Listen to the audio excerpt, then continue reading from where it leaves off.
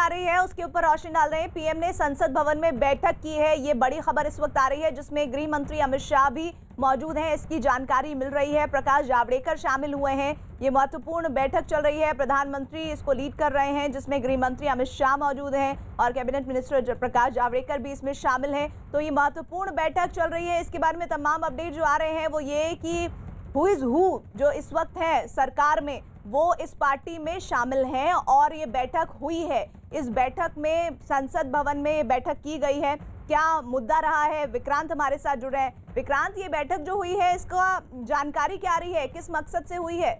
देखिए, सूत्रों से जो जानकारी मिल रही है कि बैठक हुई थी जिसमें प्रधानमंत्री के साथ जो वरिष्ठ मंत्री थे उनके साथ मंत्रणा हुई और जो जिस तरीके से सरकार ने एक बड़ा गतिरोध चल रहा था ये भी कहा जा रहा है कि उस पर भी चर्चा हो सकती है कि सरकार ने उस गतिरोध को दूर किया और ये राज्यसभा को आज चलाने में जिस तरीके से कामयाबी मिली है, लोकसभा भी उसी तरीके से आगे चले।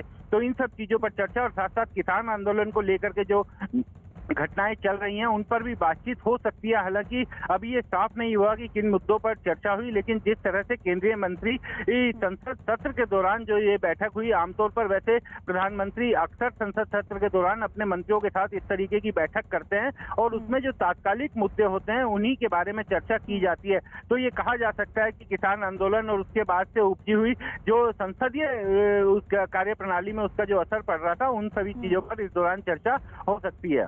अभी तक जब भी संसद की प्रोसीडिंग्स चलती थी उस दरमियान होने वाली बैठक से ये बैठक इस मायने में विक्रांत अलग है क्योंकि अभी का जो माहौल है वो इस वक्त काफी चुनौतीपूर्ण है, खास तौर पर किसान आंदोलन के संबंध में अगर हम देखें।